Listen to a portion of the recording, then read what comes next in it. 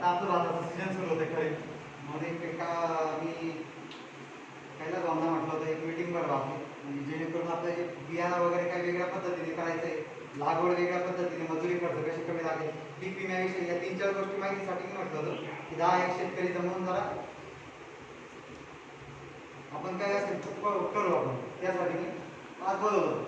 तर आता जुन्या काळात पहिल्यापासून पहिलं बियाणं मागच्या वर्षाचं जे राहायचं, आता पहिले आपण बीज प्रक्रिया पाहणार आहे. बीज प्रक्रिया म्हणजे कशासाठी बीज प्रक्रिया करतात, का करतात आणि का म्हणून करावी शेतकऱ्यांनी. बीज प्रक्रिया यासाठी जे शेतकरी मागच्या वर्षाचं बियाणं परत यावर्षी लागवड करणार त्यांच्यासाठी बीज प्रक्रिया करायची. जे मागच्या वर्षाचं साठवून ठेवलेलं बियाणे ते परत यावर्षी लागवड ज्यांना करायची त्यांच्यासाठी बीज प्रक्रिया करायची. ती का करायची, आपण म्हणतो उत्पादन कमी येतं, 10 किलो बियाणं पेरलं तर त्याच्यातलं 4 किलो उगवतं, त्याच्यासाठी आपण बीज प्रक्रिया केली पाहिजे. बीज प्रक्रिया करताना काय काय करावं लागतं, जी बुरशी जमलेली असते, आपण पहिल्या काळी कसे राहायचं, मातीच्या भांड्यामध्ये राख वगैरे लावून आपण भांड्यात धान्य वगैरे साठवून ठेवायचं. आता असं करतात का, कोणी करत नाही. आता आपण साठवणं परत दुसऱ्या वर्षी काढायचं आणि लावायचं, परत नाही उगवलं तरी म्हणतात उगवत नाही, तेच बियाणं, पण त्याच्यावर काही वेगळी प्रक्रिया करावी लागते. शेतकरी काय करतो, मागचं बियाणं पुढच्या वर्षी लावतो. आता असं प्रमाण खूप कमी प्रमाणात आहे. आता तर 80 ते 90% शेतकरी नवीन या बाजारातून आणतात तीच लावतात. पण काही शेतकरी आहेत जे मागच्या वर्षाचं बियाणं आणतात त्यांच्यासाठी आपण ही बीज प्रक्रिया सांगणार. नवीन असतात त्यांच्यासाठी नाही, जे मागच्या वर्षाचे लावतात त्यांच्यासाठी ही सध्या आहे, आणि जी नवीन आहे त्यांच्यासाठी आपण उभय क्षमता पाहणार आहे. मागच्या वर्षी लागतात जे पारंपरिक बियाणं वापरत असतील ना, जे मागच्या वर्षाचं बियाणं आहे, समजा एक्झाम्पल हे मागच्या वर्षाचं नाही आताच आहे, म्हणजे मागच्या आपण जर पारंपरिक बियाणं वापरत असतो मागच्या वर्षाचं यावर्षी लागवड करायचंय, तर त्या शेतकऱ्यांनी ते चांगल्या पद्धतीने साठवलेलं असतं का कुठे एका डब्यात भरलं, त्याच्यावर काही बुरशीनाशक ठेवलं नाही, राखेत वगैरे ठेवलं नाही. अशासाठी आपल्याला पारंपरिक बियाण्यांसाठी आपल्याला बीज प्रक्रिया करायची. काही नाही, सोपं आहे. 15 ते 20 लिटर पाण्यामध्ये 300 ग्रॅम मीठ टाकायचं आणि त्याच्यामधून ते बियाणं धुवून काढायचं. मीठ का टाकायचं, त्या मिठामध्ये आयोडीन असतं, आपण जखमेवर पहिले आयोडीन लावायचं, त्याच्याने जखम चांगली व्हायची, बरोबर. तसंच आपल्या बियाण्यांना जमिनीतून जी लागलेली बुरशी असते, बरोबर, त्याचा अटॅक झालेला असतो. वर्षभरामध्ये आपण साठवलेल्या बियाणांवर त्याची ग्रोथ होते, वाढते ती बुरशी, आणि आपण यावर्षी परत लागवड करतो, पण ती आपण चांगल्या पद्धतीने करत नाही. म्हणजे त्याच्यावर काय असतं, त्यांचं म्हणणं आहे की जे तुम्ही मागच्या वर्षाचं बियाणं जे बाद झालं तुम्ही काढून ठेवलं पुढच्या वर्षासाठी बियाणं म्हणून, यावर्षी लागवड करताना आपण त्याला बुरशीनाशक प्रक्रिया वगैरे केली पाहिजे. त्याच्यात जे पोचट बियाणं असतं ते काढलं पाहिजे. आपण का काढतो आणि चांगलं बियाणं लावतो, बरोबर. तसं न करता मिठाची बीज प्रक्रिया करायची. मिठाची बीज प्रक्रिया करताना काय करायचं, एक त्याला काय लागणार आहे, फक्त मीठ लागणार आहे, 10 ते 20 लिटरचे पाणी लागणार आहे आपलं बियाणं असेल त्याच्यात काय करायचं, 300 ग्रॅम मीठ टाकायचं. 10 ते 15 लिटर पाण्यासाठी गेली 300 ग्रॅम मीठ टाकायचं. 300 ग्रॅम मीठ म्हणजे 3 मूठ मीठ, 3 मूठ असं 3 मूठ मीठ टाकायचं.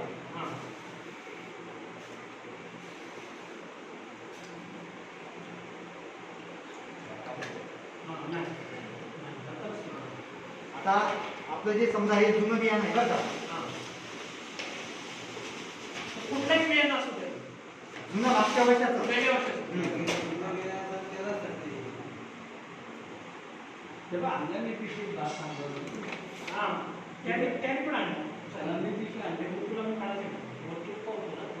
हे बघा, आपण जे मागच्या वर्षाचं असतो ते जर मीठ आपण पापड वगैरे ठेवलेलं नसतं तर असं वरती पोचट बियाणं येतं. आता हे चांगलं बियाणं आहे, कमी आलं, म्हणजे मागच्या वर्षाचं असतं तर भरपूर आलं असतं, बरोबर.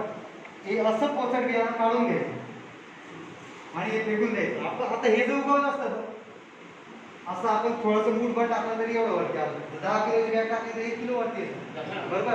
1 किलो वाया जातं की त्याच्यासाठी वरती पोचट आलेलं बियाणं आहे ना हे काढून टाकायचं आणि हे खालचं बियाणं स्वच्छ पाण्यातून धुवायचं. समजा आता आपण स्वच्छ पाण्यातून धुवायचं तर सांगतोय तुम्हाला, नाही तो नवीन आहे ना.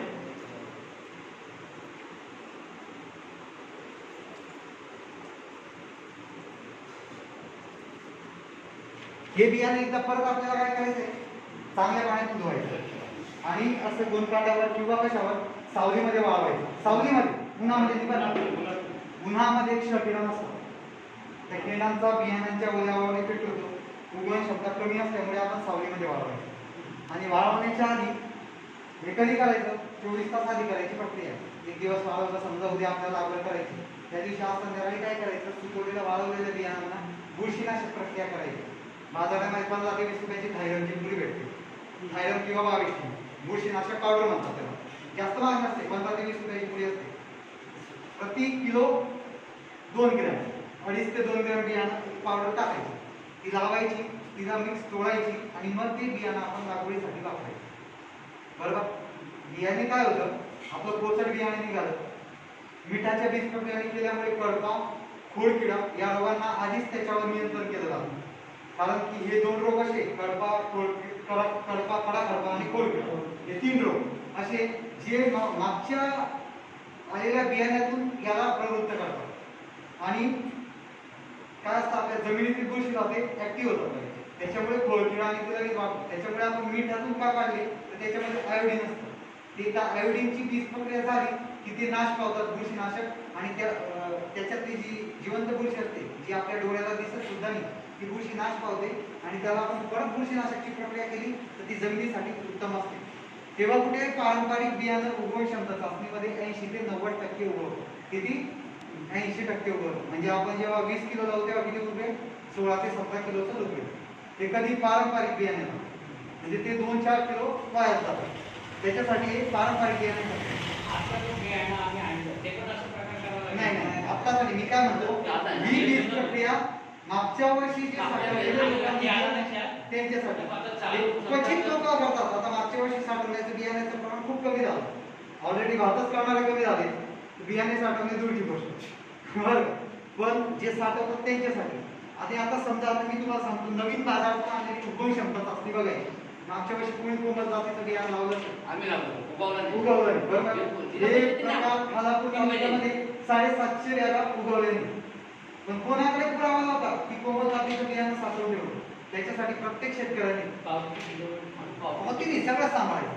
ही देवकी आता पावती भेटतच नाही. आता असं सगळं त्याच्यावर आहे, पहिले भेटायची चिकटवलेलं, आता तसं काही येत नाही. आता मार्केटमध्ये हे झालं. अशी आपण बॅग नवीन आणली ना की एक बॅग फोडताना खालून फोडायची. काय प्रत्येक शेतकऱ्याने कोणत्याही बियाण्याची बॅग आणली की बॅग खालून फोडायची. बॅग खालून फोडली की बियाणं आपलं लागवडीचं काढून घ्यायचं. या बॅगेमध्ये याच्यावर लॉट नंबर असतो.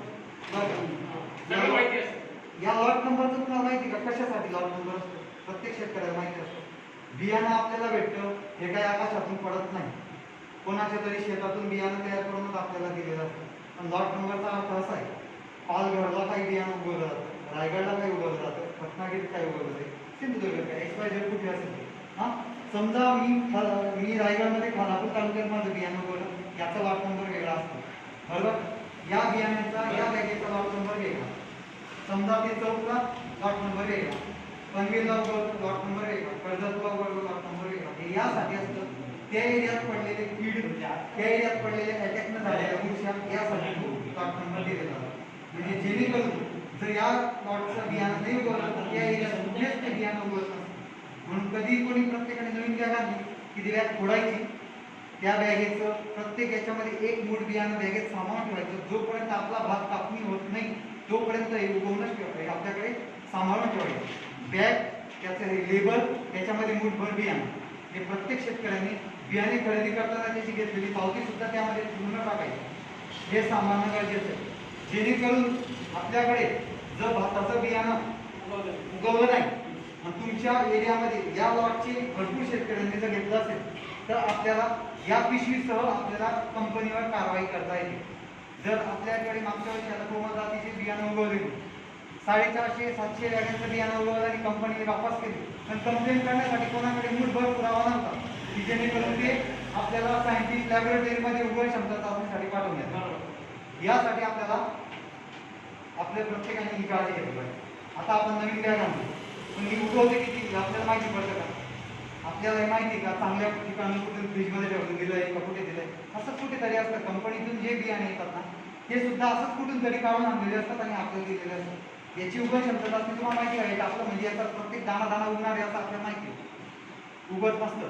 म्हणून आपली याची बियाणे उगवण क्षमता चाचणी करायची. नवीन बाजारातून आणलेलं किंवा जुनी आपण बुरशीनाशक प्रक्रिया करून हे करायचं.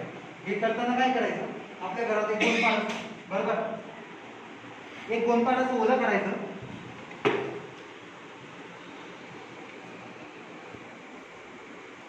याच्यामध्ये 100 बियाणं मोजायचं. समजा हे 100 बियाणे, किती 100 दाणे आपण मोजले ना. हे 100 दाणे असे लाईनीमध्ये रचायचे. आता मी हे रचतो जरा.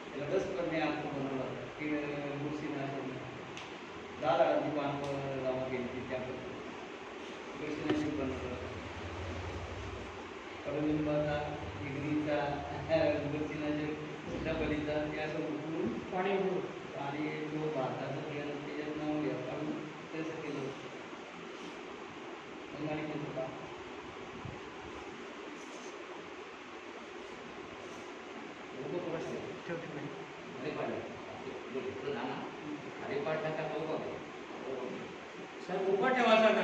नाही नाही असाच. हा उभा ठेवायचा का असा नाही नाही असा आडवा. आडवा. आता हे असं 10 आपण 10 लाईनी करून टाकायचं. बरोबर.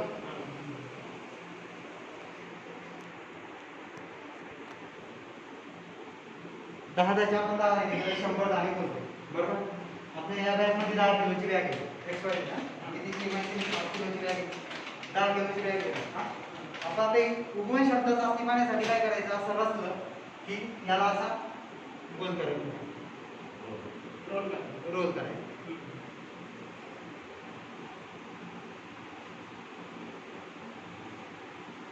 आणि याला 3 ते 4 दिवस सकाळ संध्याकाळ म्हणजे कायम गुलाबाला पाण्याचा याच्याने होणार काय, 3 ते 4 दिवसांनी आपल्याला जेव्हा आपण ओपन करू हा किंवा मोड आलेले समजते, त्याच्यातून आपल्याला 100 दाणे मोड आलेले वेगळे करायचे, न मोड आलेले वेगळे करायचे. बरोबर. त्याच्यामध्ये सरासरी म्हणजे साधारण 80 ते 90% मोड आलेले असतात, 10% मोड आलेले नसतात. आपण ही 1000ची बॅग आणू की 5000ची बॅग आणू, याच्यामध्ये भेसळ असते. कोमल जातीच्या बियाण्यामध्ये 60-70% मोड आलेले असतात. 2 वर्षापासून असंच चाललंय. आता हे 30 वर्ष त्यांचं यावर्षी बियाणं कसं आहे काय माहिती नाही, देवकी वगैरे मध्ये चांगली येते. तर ती कोमल जातीचं बियाणं 2 वर्षापासून कुठेतरी कंप्लेंट येते, मागच्या वर्षी 40% मोड आलेली होती. तसं या बियाण्याचं प्रत्येक बियाण्याचं जर आपण चेकिंग केली तर आपल्याला रेशो कळतो. रेशो कसा, समजा एकरी आपण 25 ते 30 किलो बियाणे वापरतो. किती वापरतो तुम्ही? एकरी 20 किलो. 20 किलो. 20 किलो वापरतो. एकरी 20 किलो. पण आपण एकरी 20 किलो वापरतात, त्याच्यातलं 5 किलो जास्त निघालं. आपल्या 20 च्या ठिकाणी किती वापरावं लागेल? 25 वापरावं लागेल. तो रेशो कव्हर करण्यासाठी समजा 10% 90% उगवलं, 10 बिया उगवल्याने म्हणजे 90% या बॅगेचं उगवणीचं पर्सेंटेज आहे. म्हणजे जिथे 10 किलो बियाणं वापरायचं तिथे किती वापरायचं? 11 किलो बियाणं वापरायचं. म्हणजे तेव्हा कुठेतरी आपल्या शेतकऱ्याला काय होतं, ताळमेळ जमतो. आपण म्हणतो किडीचे बियाणं खातात त्याच्यात 10% नुकसान, कीड पडली त्याच्यात 10% नुकसान, याच्यात उगवत नाही याच्यात 10% नुकसान, पावसाने झोपलं की 20% उत्पादन 0. म्हणतो आपण भाव परवडत नाही. अशा छोट्या छोट्या गोष्टींची जर आपण काळजी घेतली तर प्रत्येकाचे विचार. आणि हे काही नाही, आपण समजा 10 शेतकऱ्यांनी देवकीचं बियाणं आणलं ना, एकाच दुकानातून जर आणलं असेल ना, म्हणून आता शासनाने असं केलेलं आहे, आपल्या गावामध्ये जर बियाणं खूप झालं नाही एकाच कडून घ्या. एकाच कडून जर तुम्ही समजा 4-5 रुपयाची देवकीचं घेतलं, 5-6 आणि कोमलचं घेतलं, कोणी वैष्णवीचं घेतलं, 4-5 रुपये म्हणून अशी 20 रुपये करायला काय हरकत नाही. 4-5 रुपयांनी जर केली ना, आपल्याला प्रत्येकाला पर्सेंटेज कळतं की आपल्या गावामध्ये देवकी घेतलं बाबा इतकं उगवण क्षमता नाही. आता मी बघितलं इकडच्या एरियात जास्त करत नव्हते, पण तुमच्या पाटील कृषी सेवा केंद्र आहे मोहपाडा, वनराई श्रुती पाटील त्यांनी प्रत्येक बियाणं बाटलीमध्ये माती भरून उगवण क्षमता टाकलेली. माझ्या मोबाईलमध्ये फोटो केला असते तुम्हाला, प्रत्येक उगवून दाखवलेलं आहे किती उगवलेलं बियाणं प्रत्येक जातीचं, आणि प्रत्येकाचं सॅम्पल त्यांनी ठेवलेलं आहे. म्हणजे कोणतं बियाणं त्यांनी प्रत्येक त्याच्यामध्ये 10-10 ग्रॅम टाकलेलं आहे. 10-10 ग्रॅम बियाणं प्रत्येकाने उघड ठेवलेलं आहे. कोणतं जास्त उघड कोणतं कमी उघड त्यांनी स्पष्ट शेतकऱ्यांना दाखवण्यासाठी ठेवलेलं आहे. खूप छान आहे त्यांनी ठेवलेलं. असं नसेल ना तर त्या पद्धतीने आपली उगवण क्षमता केली तर कुठेतरी थोडाफार आपल्याला फरक जाणवेल. पण अशी उगवण क्षमता असते प्रत्येकाने करावी. त्यानंतर आता राहिला लागवडीचा प्रश्न. आपण लागवड करतो दरवर्षी पारंपरिक पद्धतीने करत आहोत. चिखलनीकरणं, वनीकरण, लागवड करणं, भात लावणी करतो. पण आता नवीन पद्धती आल्या बाजारात. आपण काय करतो, जवळजवळ लागवड करतो. चुडा 10 ते 15 एका पद्धत लावतो, बरोबर. पण जेव्हा आपण जास्त लावतो ना तेव्हा भात वाढायला प्रॉब्लेम होतो. काय होतं माहिती का, जिथे जास्त 4 ते 5 चुड्यांची संख्या किती पाहिजे, खूप तर खूप 3 किंवा 4 एका हातात येते तेवढे. आपण 8 आणि 9 आली हातात ती लावतो. रोपवाटिकेतून काढली काही असते नाही, आपला दोष नाही तो. जी पारंपरिक पद्धत चालू आहे त्याच्यामध्ये, पण प्रत्येक झाडासाठी त्याचं तेवढं वातावरण सुटेबल, सशक्त वातावरण, मुळांसाठी अन्न, हवा, द्रव्य, पाणी, मूलद्रव्य एवढं त्याला भेटेल तर त्याला पोषक वातावरणात ते जगत असतं. म्हणून शासन पुन्हा पुन्हा सांगतं, त्याची भात उगवणीची 4च सूत्र आहे. नियंत्रित लागवड पद्धत, योग्य खताचा वापर, बरोबर, नंतर परत पालाची खताची योग्य मात्रा, ही सर्वात चांगलं सूत्र आहे. या पद्धतीने जर आपण लागवड केली तर होतं. आता नियंत्रित लागवड पद्धत करताना आपण 4 सूत्रे पद्धती, पहिले जपानी पद्धत म्हणायची, दोरीने करायची, बरोबर. त्याच्यामध्ये 15-25 सेंटीमीटर अंतर राहतं. आणि आता त्याला पण चिखलनीला, त्याला पण चिखलनी करून त्यालाही लांबीला खर्च यायला लागला. म्हणून आता SRT पद्धत निघालेली आहे. आपल्या ज्यांच्याकडे उताराची जमीन, पाणी साचत नाही, ज्याच्याकडून बेड बनवणं शक्य आहे, त्यांनी SRT पद्धत करावी.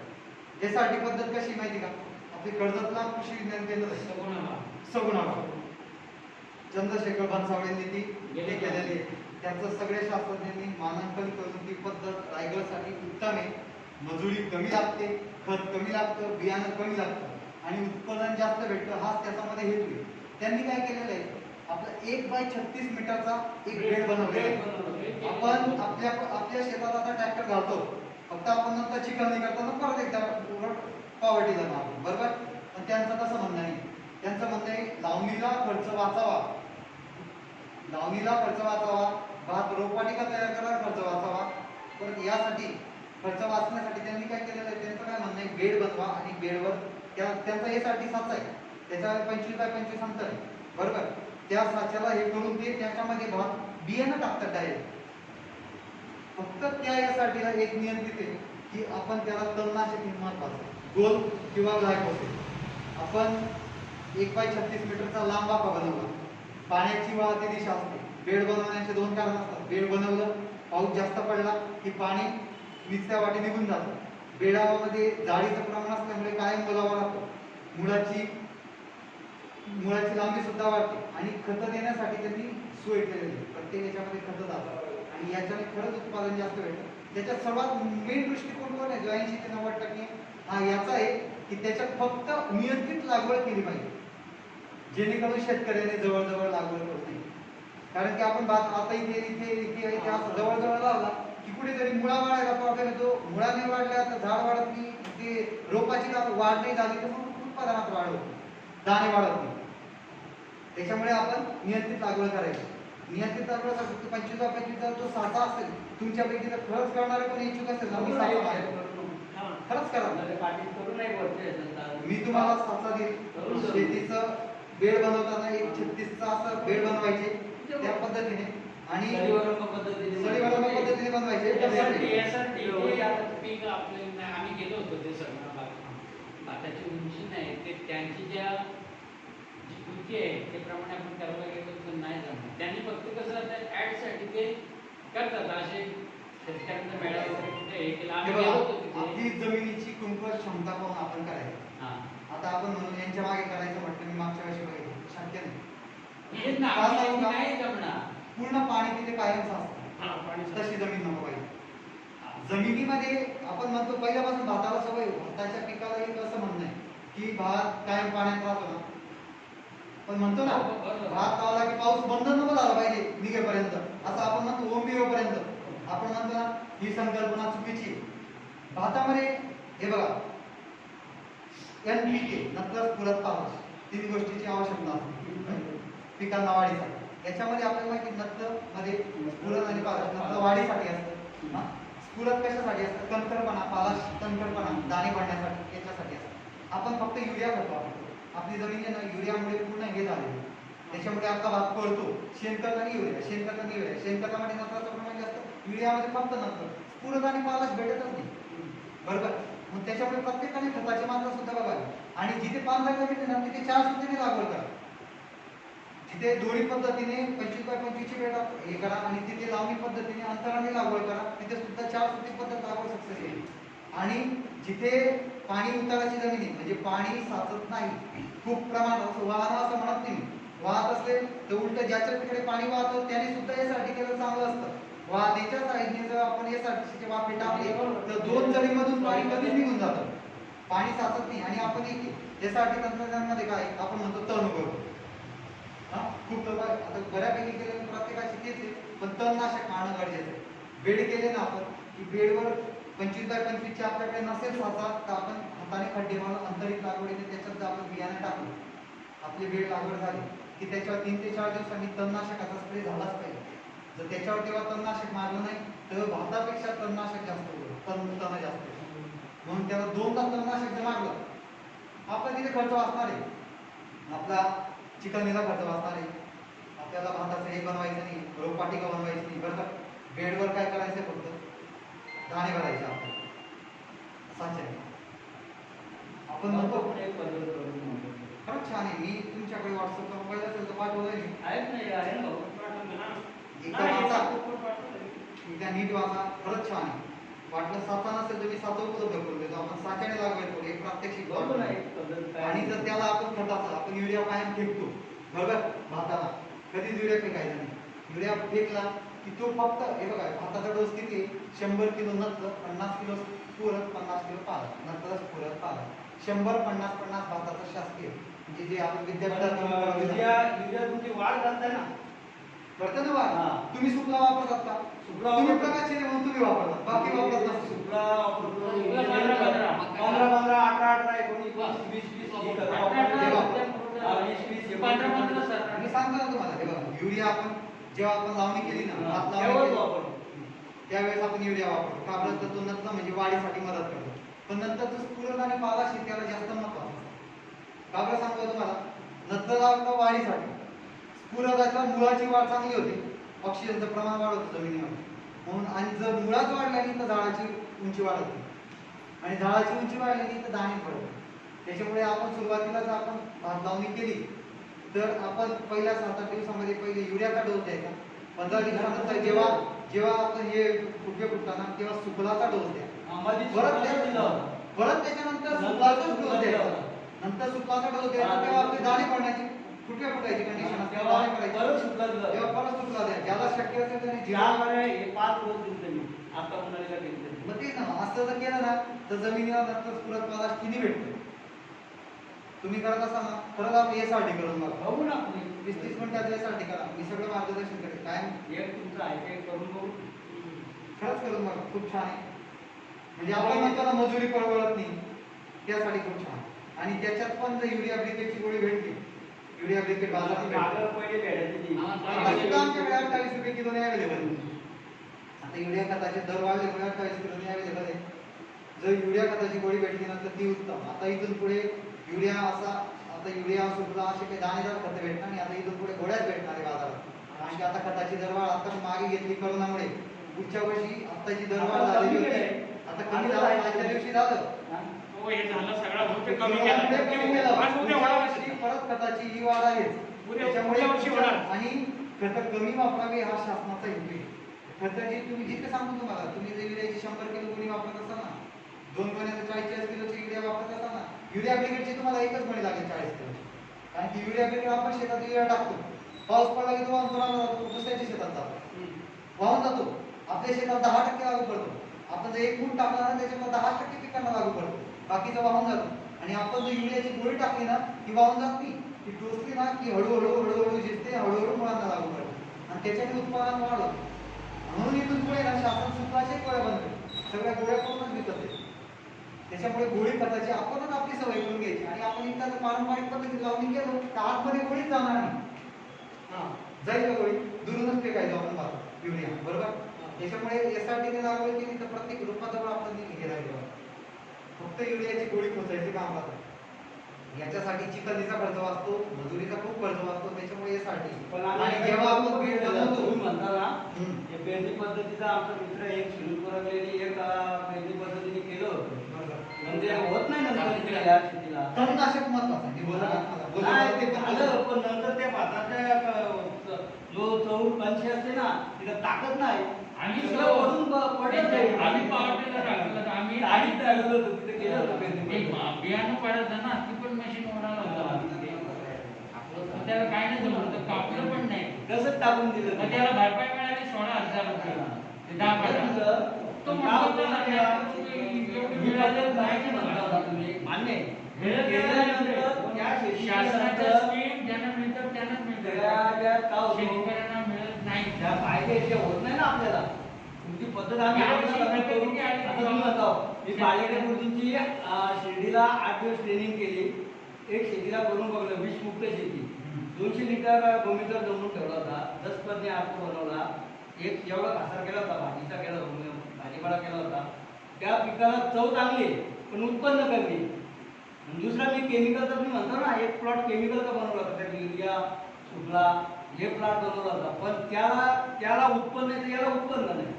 मग मी पालेकर गुरुजींना फोन करून विचारलं सर म्हणलो असं काय आहे? तर तुमच्या शेतीला केमिकल खायची सवय लागली, त्याला टाईम लागेल, मला 2-3 वर्ष जाईल. त्याच्यामुळे केमिकलची सवय काय? हे आपण बियाणं आणलेलं आहे, बिन केमिकलचं असेल का बरं? हां. याच्यात तर केमिकल नाही जोडलेलं आहे. वीजमुक्त शेती करायला तुम्हाला वीज होत नाही शेती लगेच. होऊ शकत नाही आताच्या काळात. आता काय होऊ शकत नाही. आता मी म्हणतो गाई म्हशी काय आपण चांगलं स्टँडर्ड खातो बाबा. देतो की नाही आपण त्याला इंजेक्शन वगैरे? वाढेल आपण आणि म्हणतो कसं शेण आणि ते. घ्या ना. शेण तरी आहे का आता ऑर्गॅनिक पूर्ण? हे बियाणे नाही, हे सुद्धा पूर्ण नाही ना. आपण याला नैसर्गिकरित्या पूर्ण करून मारलं एकदम दवा नाही. दुसऱ्या वर्षी मिक्स केलं ते. हा, तसं होतं. पण यासाठी कसं आहे माहिती का? आमच्या एरियामध्ये भाजीपाल्याचं प्रमाण चांगलं आहे.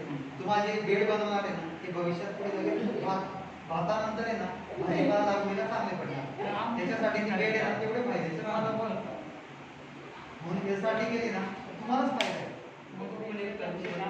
करायचा एक 20 गुंठ्याचा प्लॉट वेगळा करायला काही हरकत नाही. करायचा कायम दरवर्षी त्याची तेवढी काळजी घ्यायची. पहिल्या वर्षी पैकन वगैरे भाजीपाला लागवड करायची, परत दुसऱ्या वर्षी थोडी त्याची नीट काळजी घ्यायची. पाण्याची सोय नाही. तिकडे करू शकतो आपल्या पाकडे तिकडे करू शकतो.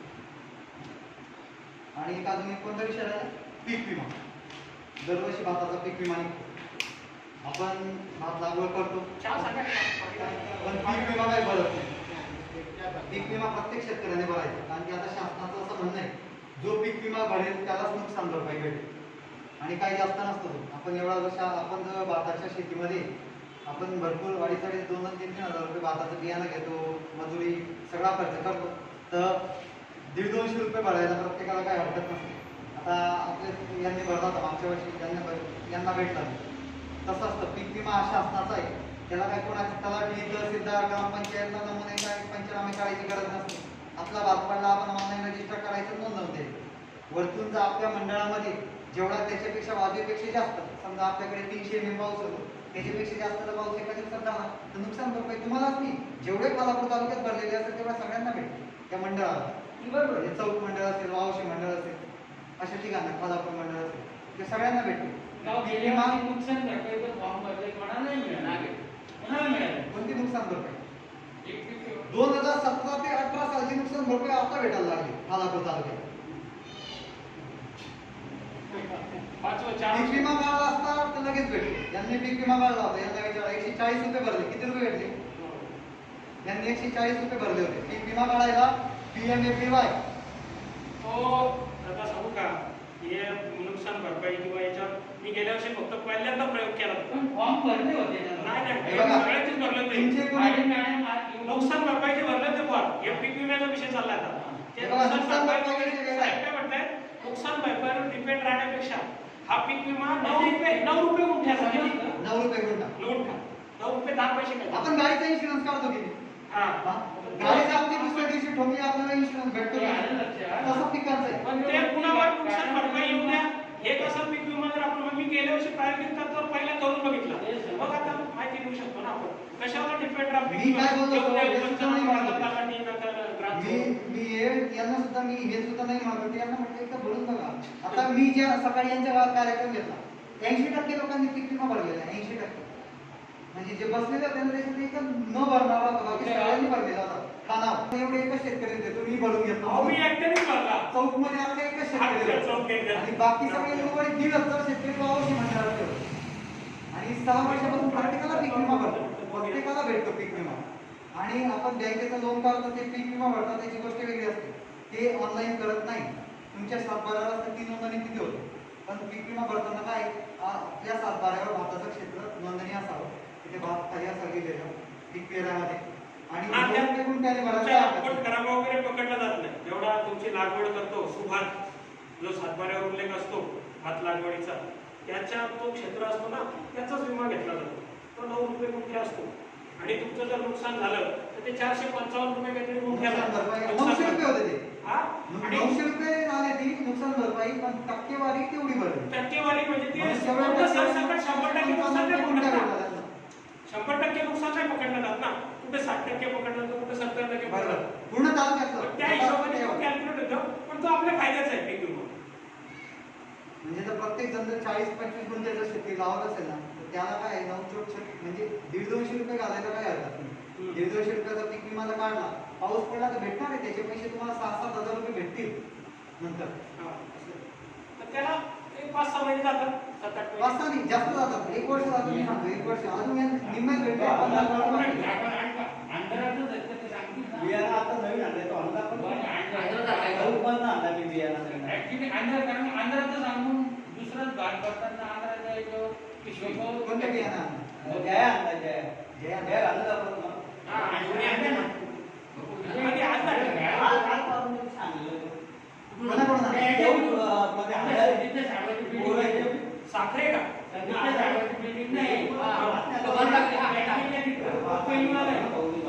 हा, तो मी भात सांगितला होता. उन्हाळी लावला हा, प्रसन्न लावला. हे तो आता लावलेला आहे का तो? आणि मग उन्हाचं ना. आता उन्हाळी भात शेती. तो पेंडवाला आहे पोरगा. ते काय आला तर ते काय करणार? पॅकिंग प्रसन्न वाढ. मी 2 वर्ष घातलं वापरतो ह्यो. हे आता नवीन आणली. एक वर्ष ह्योच वापरतो, परत प्रक्रिया करू. दरवर्षी नवीन आणलं. या गॅस ही आंध्राची आहे नाही आंध्र आहे का आंध्र आहे. पण 1400 रुपये. 1400 रुपये. 1400.